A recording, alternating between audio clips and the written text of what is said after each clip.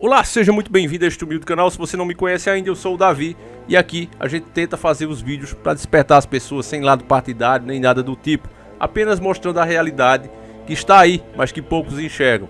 Então, meus irmãos, a dica de hoje ela foi enviada por 3 dos nossos inscritos: o nosso irmão William, o nosso irmão Vinícius Passos Oliveiras Passos e Leandro Falcão da Silva, esse peso pesado aí nas dicas. E é o seguinte, meus irmãos, a dica que eles enviaram foi enviada também por outros inscritos, mas eu agradeço a eles 3, que foram os primeiros, e assim agradeço a todos os outros e os que mandaram outras dicas excelentes também. E a gente às vezes não faz por falta de tempo ou porque não passa, né? Infelizmente, por ser tão polêmico, não passa aqui na plataforma. Então a gente, infelizmente, tem que filtrar. Mas a dica diz o seguinte, como você pode ver nesta matéria que está aí no G1, vou colocar em tela grande aí para você. Papa Francisco faz piada sobre brasileiros, não tem salvação, é muita cachaça e pouca oração. Portefice brincou quando o padre da Paraíba pediu orações para os brasileiros. Matéria de 26 de 5 de 2021. Bom, meus irmãos, muita gente pediu para eu falar sobre isso aqui, eu digo tudo bem, vamos lá, é para falar a gente fala. Mas para mim só vem confirmar o que eu já venho dizendo para vocês em diversos vídeos aqui no canal. Que esses grandes líderes religiosos, que para mim o Papa é isso, não passa disso. Até o primeiro Papa, né, que era o melhor deles, que a própria igreja Católica considera que é o Pedro, ele negou o nosso Yahushua, o Jesus Cristo, 3 vezes.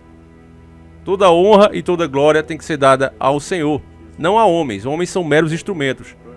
Devem ser lembrados com carinho, com muito respeito. Seguir até alguns dos exemplos, tudo bem. Mas sempre lembrando que Jesus Cristo, o nosso Deus, é quem merece toda honra e toda glória, não os homens, não os instrumentos. Você manda fazer uma estátua, você paga o artista ou você vai pagar a estátua? Olha, estátua, parabéns por você ter virado uma estátua. Não, você vai pagar o artista, não tem lógica fazer isso. Mas as pessoas preferem fazer assim, então chamam pecadores de santidade e aí sim estão pecando contra Deus. Mas enfim, cada um tem a sua fé, não é? Tem que ser respeitado. Mas isso a gente sabe que é idolatria. Mas o que eu falo sempre nos vídeos é que esses grandes líderes religiosos hoje não querem mais serem os representantes de Deus, que nunca foram, mas querem ser, né? Era para ser, pelo menos isso. Agora, eles querem serem os próprios deuses. Eles se sentem os próprios deuses. E por que eu digo isso?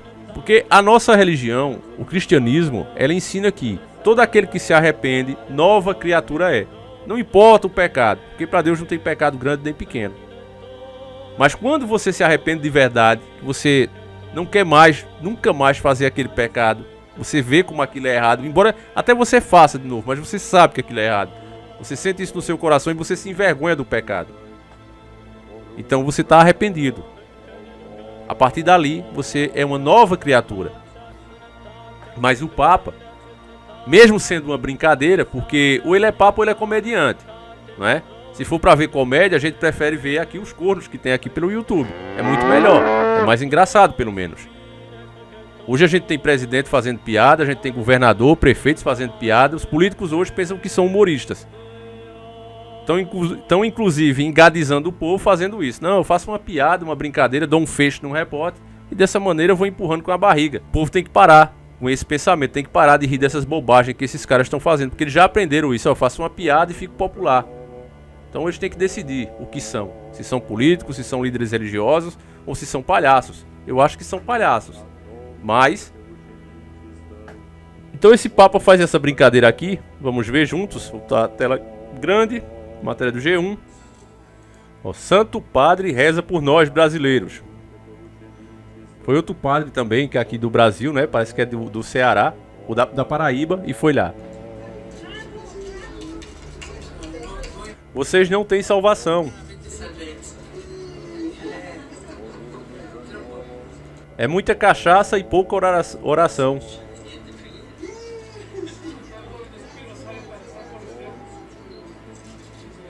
Aí sem máscara, fazendo aglomeração. Pois é a santidade.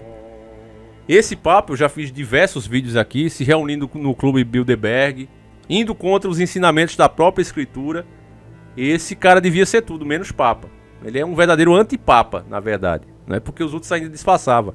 Mas o fato é, meu irmão, que não é de hoje que o Papa não representa Deus. Talvez nunca representou de verdade. Mas, pelo menos antes, antigamente, eles disfarçavam.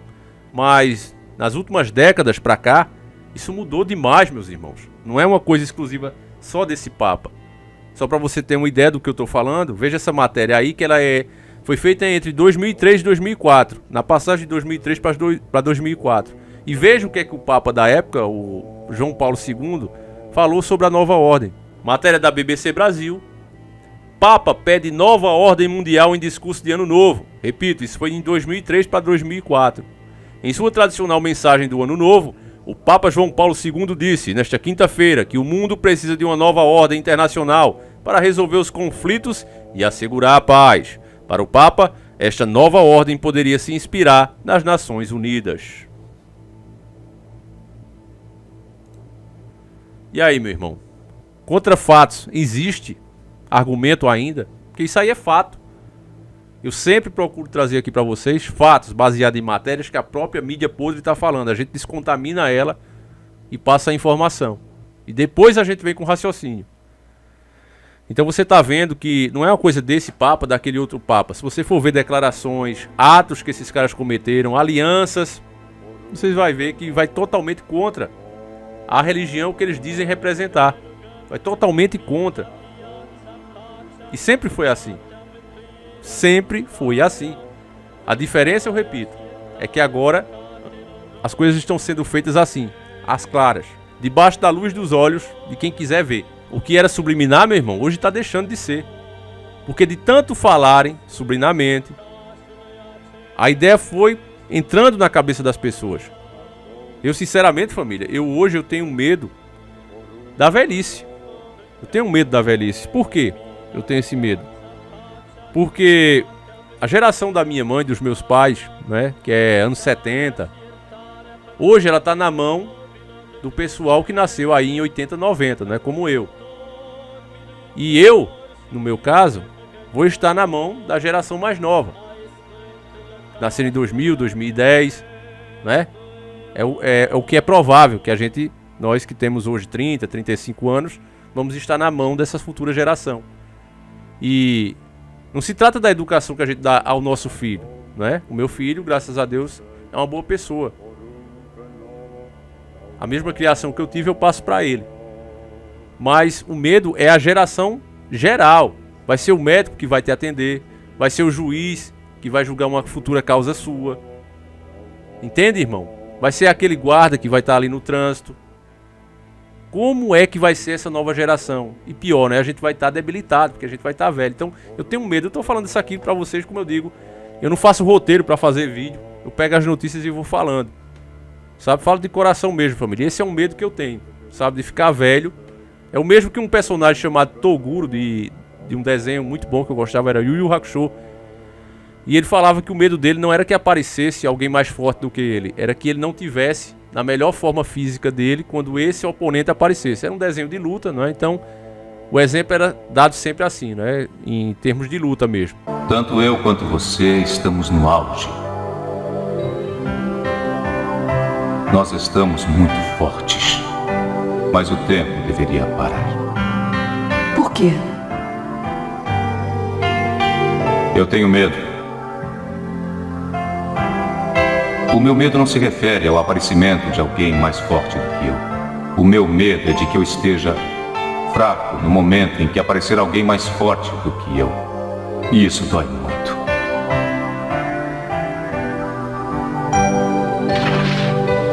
O ser humano tem essa inconveniência. Mas por quê? Eu queria nunca ter que ficar velho e fraco. Esse é o meu maior desejo.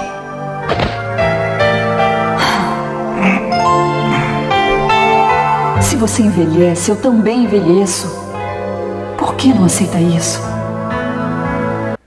Mas eu acho que isso serve para qualquer um de nós, meus irmãos, porque realmente a gente tem esse medo. Porque o pior de tudo é que os problemas a gente sabe que só tende a se intensificar, até pelas coisas que estão fazendo. Agora mesmo o governo está vendendo tudo. Você sabe que o Correio, por exemplo, deu mais de 1,5 bilhão de lucro, né? E está na fila para privatização. Então como é que o governo abre mão de uma coisa que está dando dinheiro a ele?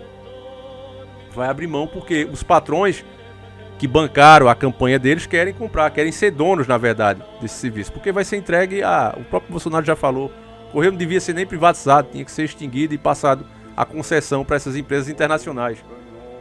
Aqueles que ainda defendem privatização, eu digo, não, mas passa para o empresário brasileiro, aquele cara que já tem uma transportadorazinha, sei lá em Cuiabá, outro lá em Belo Horizonte, outro ali em Recife, passa para esses homens que já trabalham aqui, nascido e criado, nunca nem viajaram para fora.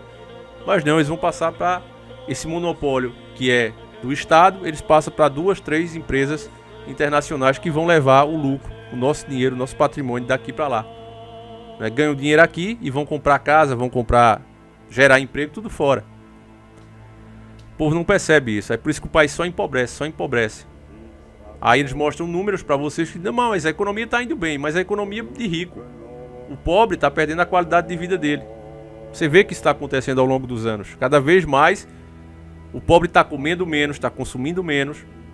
E é o pobre que gira o capital. Porque ele gasta aqui mesmo. Ele compra seu Zezinho, e seu Robertinho, e seu... assim vai, seu João. O cara, quanto mais rico, mais ele importa. Esse é um dos pontos que tem que ser sempre levado em consideração. E ainda mais quando se trata de empresas internacionais. E tudo isso acontece, meus irmãos, também, não só com a mídia, com a força da mídia, contribuindo, manipulando, mas também com os religiosos, os líderes religiosos. Você vê que um Silas Malacheia, um Papa, um Pedindo Mais Cedo, o Valdomiro, esses caras são tudo a favor dessas coisas. Porque para eles as pessoas são números. Quanto mais fiéis eu gero tanto de dízimo. Quanto mais fiéis eu gero tanto de oferta. O Papa já vive dentro da política, não é de hoje. Não precisa nem falar. Você vê o Vaticano mesmo, a quantidade de simbologia. Inclusive lá no meio, lá com o troço de Baal, que eu não vou nem falar o nome para o vídeo não ser bloqueado, mas só é olhar. Você vê lá o símbolo, como se fosse o útero feminino. E no meio, o troço lá de Baal. Então, o que é que eu vou falar sobre isso? Quantos vídeos eu já fiz mostrando isso aqui ao longo desses 6 anos, 7 anos aí de canal? Então, meus irmãos, não tem muito o que falar. Para quem ainda vai argumentar dizendo, não, Davi, mas eu considero que o que o Papa falou ali foi só uma piada mesmo. Foi só brincando. Irmãos, esse pessoal, quando quer dizer as coisas, eles falam brincando. Eu não sei quem disse, mas foi dito que as maiores verdades são ditas em brincadeiras. Às vezes a pessoa quer criticar uma camisa que você está usando, até a tua forma física, e ela não faz isso diretamente. Ela faz uma piadinha que é para você se tocar. A grande maioria, principalmente de pessoas covardes, que gostam de rir pelas tuas costas, elas fazem isso. Quando elas não se seguram, aí elas soltam uma piadinha. Do mesmo jeito é essa elite. Porque na piadinha, como eles são covardes, se você retruncar, se você contra-argumentar, ele diz, não, pô, eu tava falando sério não, isso foi só uma brincadeira. Você vai ficar por ruim, porque ele estava só fazendo uma brincadeira inocente e você levou a sério. Mas deixa que ele disse exatamente o que ele queria dizer. O que ele pensava sobre você. E é o que o Papa pensa sobre os brasileiros. Ele assume o lugar do próprio Deus e diz que nós não temos salvação.